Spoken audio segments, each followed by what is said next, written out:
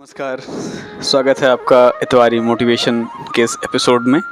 और हम आज आपके लिए लेके आए हैं, जो आपका विषय है वो है कि जो भी कार्य करें पूरी क्षमता से करें, है ना। तो चलिए शुरू करते हैं अपनी इस चर्चा को इतवारी मोटिवेशन के तौर पे। आप इससे जो भी सीख लें, है ना, आप इसमें नोट करें कि क्या की पॉइंट आपकी मोटिवेशन के लिए ज़रूरी हैं और वो आपको मोटिवेशन प्रदान कर रहे हैं, है ना। तो चलिए चर्चा शुरू करते हैं। मनुष्य की कार्य क्षमता अद्भुत है। उसने कुछ ऐसे भी कार्य संपन्न किए हैं जो पूरा होने से पूर्व असंभव प्रतीत होते हैं। किसी भी कार्य को रुचि पूर्ण ढंग से पूरा करने का सर्वोत्तम तरीका यह है कि आप उस कार्य को पूरा करने में अपनी पूरी क्षमता का प्रयोग करें। किसी ने सही ही कहा है कि या तो जान लगा दो या जाने दो, है ना। तो पूरी क्षमता से आप उसको प्रयोग करें। यदि किसी भी काम को आपने हाथ में लिया है तो उसे आप अपनी पूरी क्षमता के साथ उसे क्रियान्वित करें। मानवीय जीवन का प्रत्येक पल असीम संभावनाओं से भरा हुआ है। आप किसी भी क्षेत्र को जो आपकी रुचि का हो उसको चुनकर उसमें आगे बढ़ सकते हैं। क्षमता के उचित प्रयोग से संबंधित महत्वपूर्ण तथ्य हैं कि आपका ध्येय निश्चित होना चाहिए। जिस किसी कार्य को आप संपन्न करने जा रहे हैं उसको लेकर आप संशय की स्थिति में ना हों, क्योंकि संशय या दुविधा के समाप्त होते ही आप में आत्मविश्वास का जो संचार है वह तीव्र गति से बढ़ जाता है। आत्मविश्वास अर्थात अपनी क्षमता का विश्वास। जिसे अपनी क्षमता पर विश्वास होता है वह कार्य से आधे भाग को ऐसे ही संपन्न कर लेते हैं और बचा हुआ अन्य आधा भाग सहयोगी तत्वों जैसे उचित रणनीति, विषय वस्तु पर अपनी पकड़ आदि से पूरा हो जाता है। वैसे किसी भी कार्य को प्रारंभ करने के पूर्व ही उसके प्रत्येक पक्ष पर विचार कर लेना उचित होता है। प्रथमतः आप यह तय कर लें कि जो कार्य आप करने जा रहे हैं वह आपकी रुचि का है अथवा नहीं।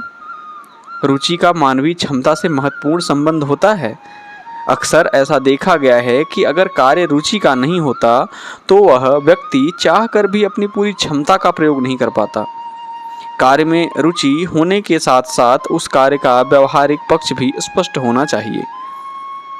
दुनिया में अनेक ऐसे कार्य हैं जिनका सैद्धांतिक पक्ष काफ़ी आकर्षक होता है, परंतु व्यवहारिक पक्ष पर ध्यान नहीं देने के कारण आपको उसमें असफलता मिलती है। आप जिस किसी कार्य को संपन्न करने का इरादा रखते हैं उस कार्य का प्राथमिक ज्ञान होना आपके लिए अति आवश्यक है। प्राथमिक ज्ञान आपको कार्य की पूरी प्रकृति की सूचना देता है। एक बार कार्य की प्रकृति की जानकारी होने के पश्चात रणनीति बनाना काफ़ी आसान हो जाता है। मानव में असीम ऊर्जा का संचार होता है, परंतु अगर वह ऊर्जा अलग अलग क्षेत्रों में बिखर जाए तो निरर्थक होती है। उसका प्रभाव शक्ति में कमी आ जाती है ना। आपने देखा होगा बचपन के दिनों में, स्कूल टाइम्स में आपने लोगों ने देखा होगा कि एक लेंस लेके और एक तीली, माचिस की तीली को रख कर धूप में, और उस लेंस के माध्यम से पूरे सूर्य के प्रकाश को एक स्थान पर केंद्रित किया जाता था। और वो जब प्रकाश केंद्रित होता था तो वो तिल्ली स्वतः ही उसमें अग्नि प्रज्वलित हो जाती थी। क्यों? क्योंकि सभी जो सूर्य की किरणें हैं वो एक स्थान पे एकत्रित होके उस बिंदु पर प्रकट हो रही थी, है ना। तो इसी तरह से होता है कि यदि आपकी शक्ति है वो किसी एक क्षेत्र में, किसी एक मेजर जो आपका टारगेट आपने निश्चित किया है उस और है, तो वो क्या होगा, वो उसे सफल होगा, वो उसे और आगे बढ़ाएगा, आपको सफलता दिलाएगा। लेकिन यदि आपके पास लेंस रूपी कोई ऐसा लक्ष्य नहीं है तो आपकी जो शक्ति है वो कई भागों में, कई जगह, अन्य जगह पे क्या है वो विखराव में रहेगी, है ना। तो यदि आप किसी कार्य को सही ढंग से संपन्न करना चाहते हैं तो आपको नकारात्मक प्रवृत्तियों से भी दूर रहना चाहिए। नकारात्मकता प्रवृत्ति जो होती है वो पक्ष की अवहेलना करती है। आप किसी कार्य को तभी अच्छा कहते हैं जब आप उसके बुरे पक्ष से भी परिचित होते हैं। सकारात्मकता जो है तो सकारात्मक प्रवृत्ति का उदय होना मानसिक दृढ़ता में वृद्धि करता है।